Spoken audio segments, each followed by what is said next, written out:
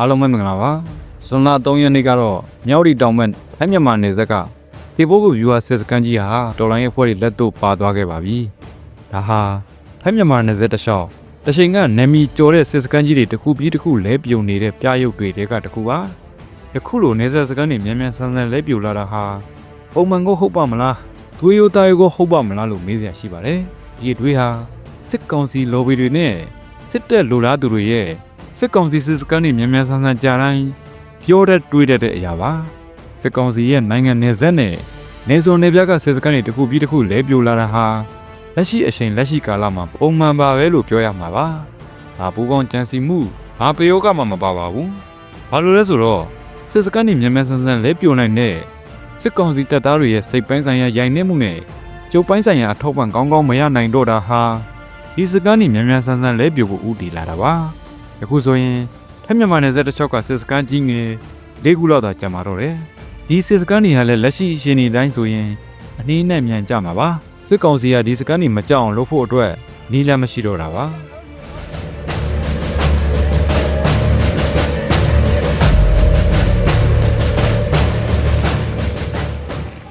KNU ကမတ်အေပီနဲ့မေလာ3လအတွင်းမှာပဲ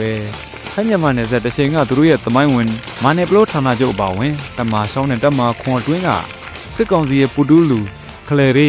ီတခေါ်ဗီခွီမော်ဖာဒူစကန်တာလဲစကန်မေလာဘလတ်တိုမော်ခီ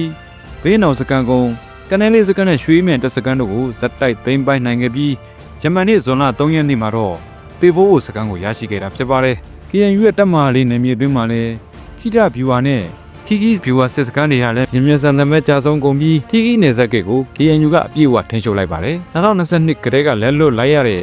အာရှလမ်းမကြီးနဲ့မြောက်တွေကိုပြန်လည်သိမ်းပိုက်ဖို့တက်လာတဲ့နိုင်ငံတော်စစ်အောင်စီရစစ်ကြောင်းဟာလည်းကြားလေးလုံးမပါလီဖြစ်လာရုံသာမကစစ်ကြောင်းရဲ့နောက်တန်းဌာနချုပ်အထိကိုပါတော်လိုင်းရေးတပ်တွေဝင်ရောက်တိုက်ခိုက်နေတာကြောင့်စစ်ကြောင်းဟာဒေါနာတောင်ကနေကော့ကရိတ်အထိပိုင်းပိုင်းပြတ်တောက်လျက်ရှိပါတယ်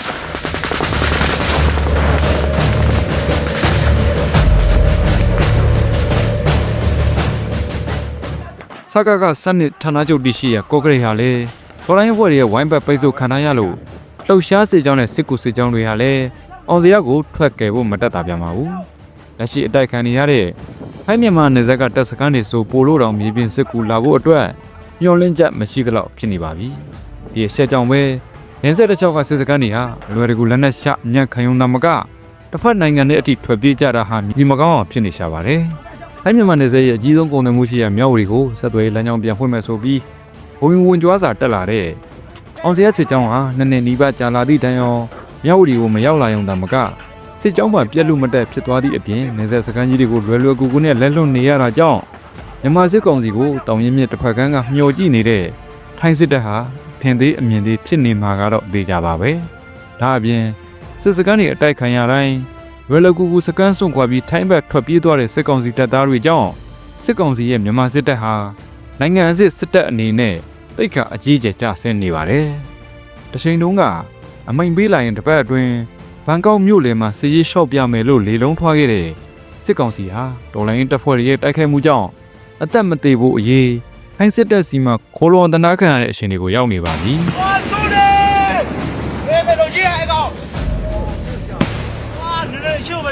ကရင်နေကြောင်းတက် BGF ရဲ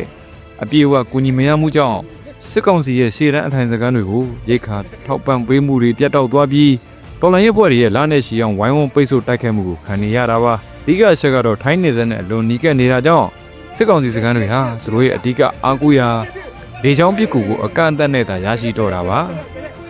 ဒီချက်ကိုလေကြောင်းပစ်ကူအပြည့်အဝရနေတဲ့ဖာပုံဗျူဟာနဲ့ဖျားသုံးသူတန်ပြူစေရဲ့လမ်းပေါ်ကအနမ်းဝင်းဗျူဟာစခန်းကြီးတွေနဲ့ရှိန်ထိုးကြည့်မြင်သာပါတယ်ထိုစခန်းကြီးတွေဟာပြည့်နေတဲ့လေကြောင်းပစ်ခတ်မှုတွေကြောင့်နာအတော်ကြာသည့်တိုင်အောင်တော်လိုင်းအဖွဲ့တွေတိမ့်ပိုက်ဖို့ခက်ခဲနေပြီးဝိုင်းဝန်းပိတ်ဆို့စစ်ဆိုင်ထားတဲ့အနေအထားပဲရှိတာပါနောက်တစ်ချက်ကတော့ပြောင်းလဲလာတဲ့စီးရေးပြူအခင်းချင်းမှာရှေ့မှာရခိုင်တပ်တော် AA ရဲ့ရခိုင်ဒေသတွင်းတိုက်ပွဲတွေနဲ့ကိုကန့်တပ် MNDAA တို့ရဲ့ရှမ်းမြောက်စစ်စင်ရေးတွေဟာတခြားတော်လိုင်းအဖွဲ့တွေအတွက်စံနမူနာယူရအောင်မြင်မှုဖြစ်ခဲ့တာပါ1027မှာအားတင်ပွဲအောင်မြင်ခဲ့တဲ့ MNDAA တို့ရဲ့ရန်သူစစ်ကောင်စီကိုအနာမပေးပဲတလက်ဆက်ထိုးစစ်ဆင်မှုမှာအရေးပါတဲ့ဒုံးနဲ့လက်နက်ကြီးဖော်ဖော်တီတီသုံးဆွဲမှုပါဒီတစ်ခေါက်တောင်ပိုင်းထိုးစစ်တွေမှာလည်း အလားတူ1027အောင်မြင်ခဲ့တဲ့စခန်းကုန်းတဲ့ဗျူဟာကုန်းကြီးတွေကိုပိတ်ဆို့ဖြတ်တောက်ထားပြီးဒုံးလက်နက်ကြီးတွေနဲ့ဒလဇက်ဖိအားပေးရှင်မုံမှုနဲ့အေအေတို့ရဲ့စနီးဗျူဟာဖြစ်တဲ့ဖက်ပက်လဲစစ်စခန်းကြီးတွေကိုအရင်သိမ်းပြီးမှတရင်ဌာနချုပ်တွေနဲ့မြို့တွေကိုသိမ်းပိုက်မဲ့ဗျူဟာမျိုးကိုပေါင်းဆက်အသုံးပြုလာတာတွေ့နေရပါတယ်။ရောက်ပြီနှစ်ခွန်ကအောင်းနဲ့အောက်ခိုင်းရေးခဲ့ပါ။ဟာ KN ဦးဆောင်တဲ့ဒေါ်လာရေးဖွဲ့တွေဟာ2022ခုနှစ်ကတင်ငန်းညီနောင်ဗျူဟာကိုသိမ်းပြီးမြောက်ဝတီကိုဝင်ရောက်သိမ်းပိုက်ဖို့ကြိုးစားခဲ့ပါသေးတယ်။ထိုရှင်ကတပ်မလေးလေးဦးဆောင်တဲ့မြောက်ဝတီမျိုးဆောင်တက်နှစ်ခွန်9ဟာထိုင်းမြန်မာနယ်စပ်အမှတ်1ရှစ်ကြီးတရားအထိစုပ်ခွာပြီး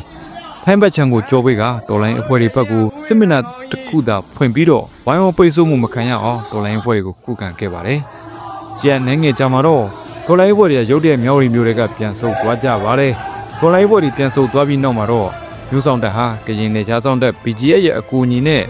ဖလာရနှစ်ခုငန်းကိုပြန်လည်ဝင်ရောက်တက်ဆွဲခဲ့ပါတယ်။ထိုရှင်တုန်းကဒေါ်လာရေးဖွဲ့တွေကမြောက်ဝတီတောင်ဘက်အမြန်မာနယ်စပ်တစ်ချောက်ကစစ်ကောင်စီဗျူဟာကုန်းတွေကိုမသိမ့်ပိုက်ခဲ့ပဲတင်ငန်းညီနောင်နဲ့မြောက်ဝတီကိုဝင်သိမ်းခဲ့တာပါ။ဒါကြောင့်မြို့အပြင်ကမသိမ့်ပိုက်ရသေးတဲ့စစ်ကောင်စီတပ်စခန်းကြီးတွေကနေမြို့သိမ်းတိုက်ပွဲကာလအတွင်းလက်နက်ကြီးတွေတောက်လျှောက်ပစ်ကူပေးခဲ့ပါတယ်။ရခိုင်တပ်တော် AA ဟာရခိုင်ပြည်နယ်ကနေမြေများစုကိုသိမ့်ပိုက်တဲ့စစ်စင်ကြီးတွေမှာမြို့တွေကိုအရင်တိုက်လိမ့်မရှိပါဘူး။ဦးစွာပထမနေစုံနယ်ကနဲ့စစ်ကောင်စီလက်နက်ကြီးတွေလက်တကအောက်ကစစ်ကောင်စီစခန်းတွေကိုဦးစွာပိတ်ဆို့ဖျက်တောက်တိုက်ခိုက်သိမ်းပိုက်ပါတယ်။ဖိုးစခန်းကြီးငယ်တွေကိုသိမ်းပိုက်ပြီးမှမြို့ပေါ်ကတရင်နေနဲ့စစ်ဌာနချုပ်တွေကိုကတ်လာပြီးအပြင်းအထန်ဒိုးစစ်စင်သိမ်းပိုက်တဲ့ဗျူဟာပါ။အေရဲ့ပလဝမြို့သိမ်းတိုက်ပွဲမှာနှုံဘူးဖွန်အိုင်ရှင်လောဝနဲ့ခဝဲစတဲ့လွန်ကြီးမားတဲ့ဗျူဟာစခန်းကြီးတွေကိုဦးစွာသိမ်းပိုက်ခဲ့တာပါ။နောက်ဆုံးအနောက်ပိုင်းတိုင်းစစ်ဌာနချုပ်ကိုသိမ်းပိုက်တဲ့တိုက်ပွဲတွေမှာလည်းစစ်ကောင်စီရဲ့ရှေ့တန်းကာကင်းဗျူဟာတွေဖြစ်တဲ့တိုးရင်းတောင်ဗျူဟာနဲ့မဲတောင်ဗျူဟာတွေကိုဦးစွာသိမ်းပိုက်ခဲ့တာပါ။နောက်ဆုံးမှာတော့တိုင်းစစ်ဌာနချုပ်တစ်ခုလုံးကိုသိမ်းပိုက်ပြီးဒုတိယမြောက်တိုင်းစစ်ဌာနချုပ်ကိုသိမ်းပိုက်နိုင်တဲ့တိုင်းသားလက်နက်ကိုင်ဖွဲ့ဖြစ်ပမိုင်းတစ်ရီထိုးနိုင်ခဲ့ပါတယ်။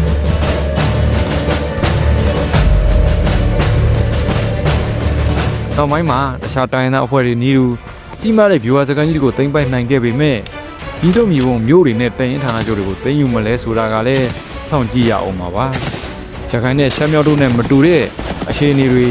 တောင်ပိုင်းမှာရှိနေပါတယ်။တောင်ပိုင်းမှာပြည်ထနာတစ်ခုရှိတာကစစ်ကောင်စီရဲ့နေကြားဆောင်တပ် BGF နဲ့စစ်ကောင်စီနဲ့ NCA ထိုးထားတဲ့ DKB တို့ရဲ့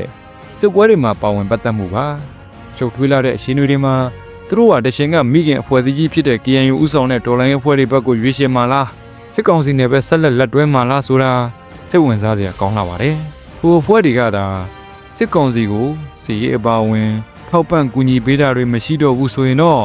မြန်မာပြည်လေပိုင်းရန်ကုန်နေပြည်တော်ကျစစ်တောင်းမြဝန်းလွင်ပြင်မှသည်တောင်ဘက်တနင်္သာရီတိုင်းအထိစီးနေပဲကျေပြက်နေ KNU တို့ဦးဆောင်တဲ့တောင်ပိုင်းလမ်းကြီးကလည်းကြီးလာနိုင်ကြောင်းပါခင်ဗျာ